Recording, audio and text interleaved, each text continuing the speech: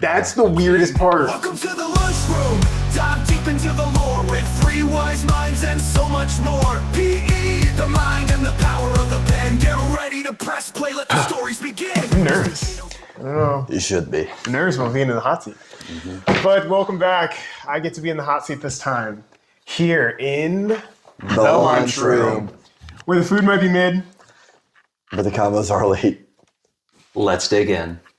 Let's dig in. Mr. Harris, welcome to the hot seat.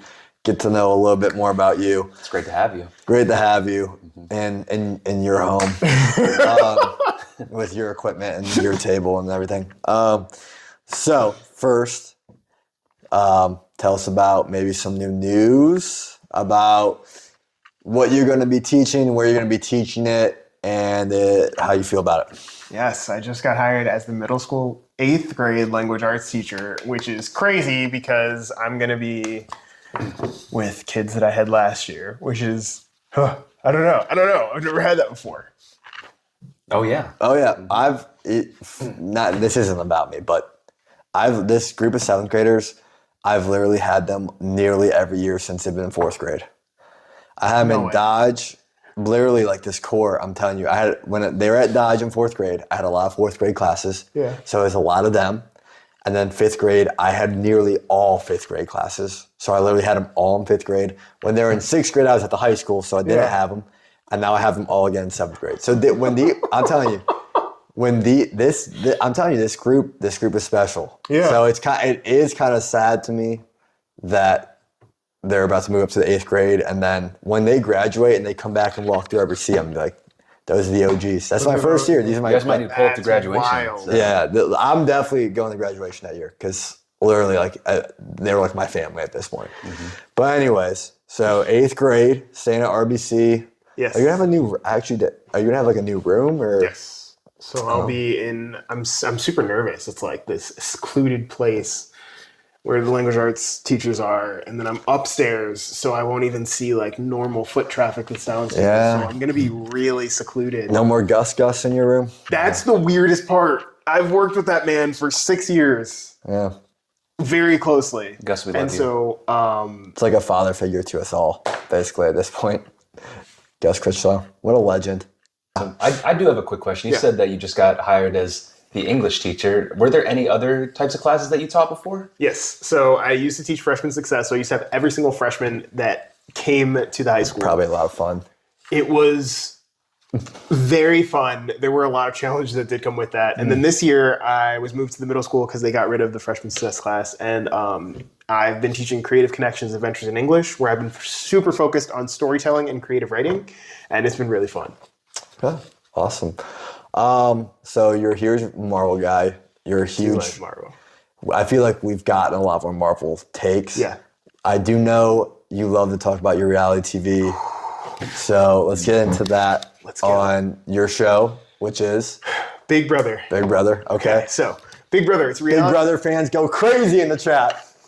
Frat flick. Yeah. Okay, so Big Brother it's an American reality TV show. Actually started off in Norway. That's not important. But it is 16 people. They get shoved in a house, and every single week they're competing for power, and they vote each other out. So your closest family is also competing against you for, right now, it's $750,000 is the grand prize. And it's a 3-month social experiment. And I am like Mr. Beast. so obsessed with it. So obsessed. Yeah. I mean, I know like a lot of people, like Laura Menser, mention her. She loves that show.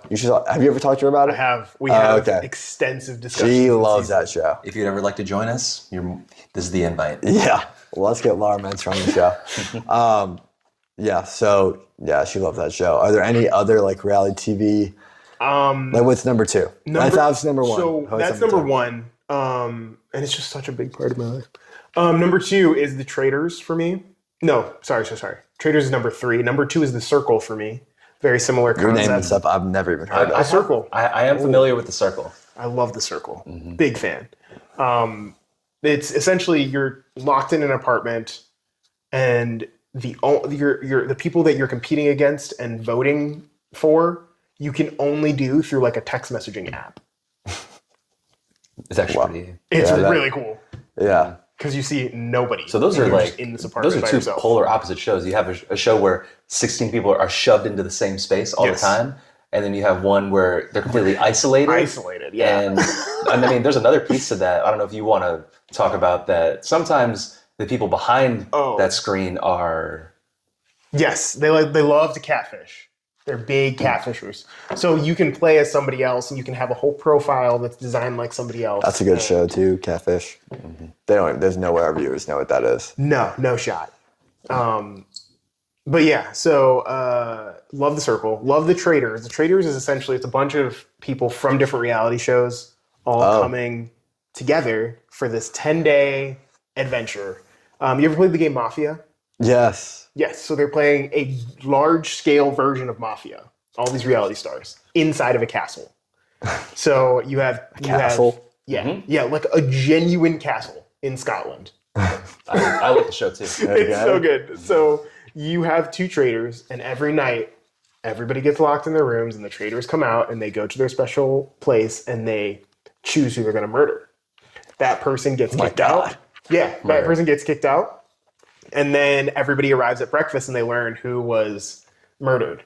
Then at the end of the day, they have the round table where they discuss who they think is a traitor. And then the people who get targeted can make their case. And then everybody has to vote on who they think the traitor is. Traitors get the person who gets the most votes gets banished. And what if you like get the traitor? Game over.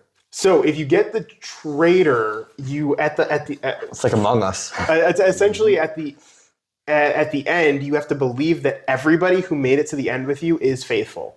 If you don't believe that they're faithful, you can vote them out until everybody agrees, yeah, we're all faithfuls, or until you're the last person.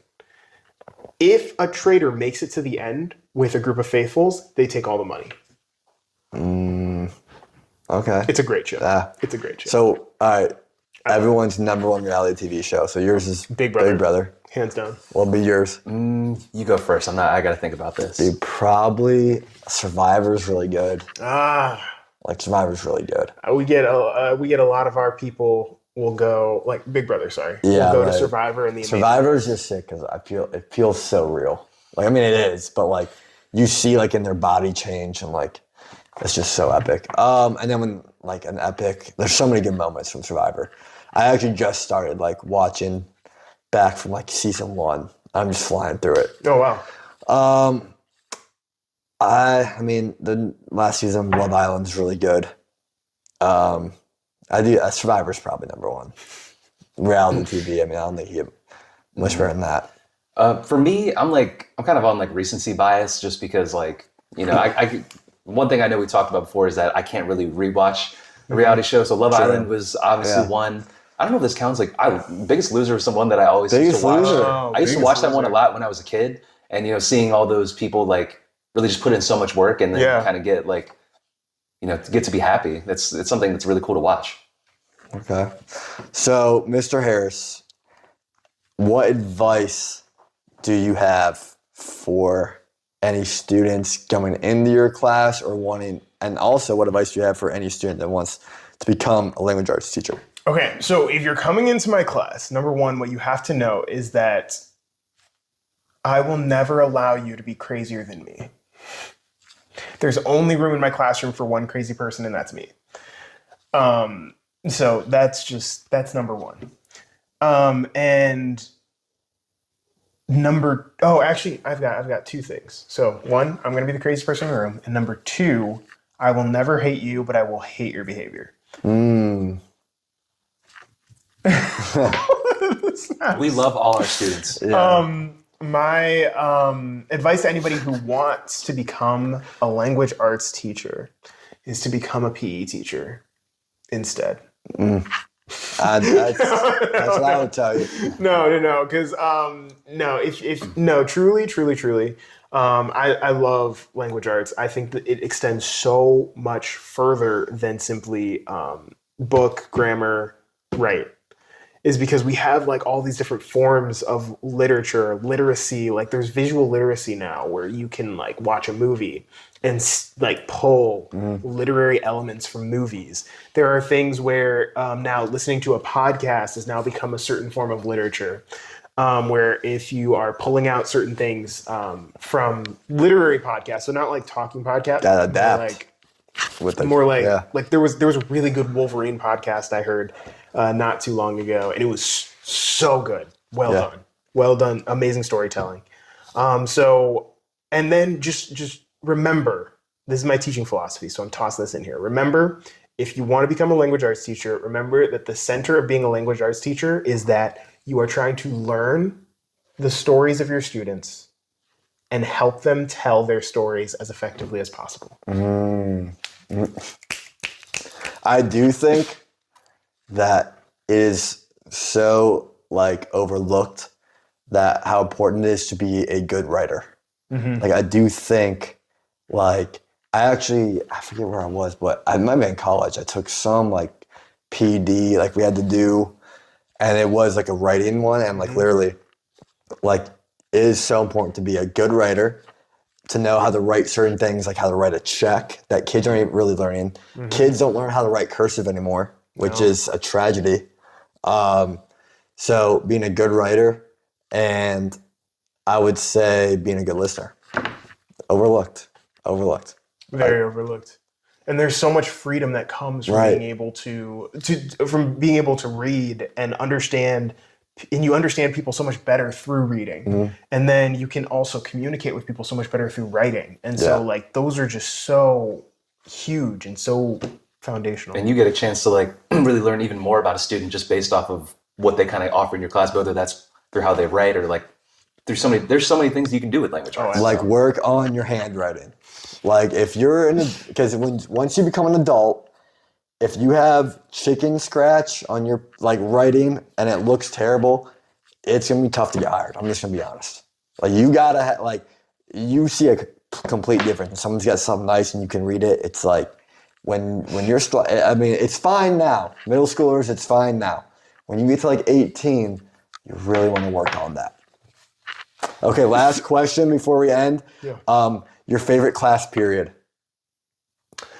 Well, thank you guys so much for joining us here, and we will see you all next time in the lunchroom.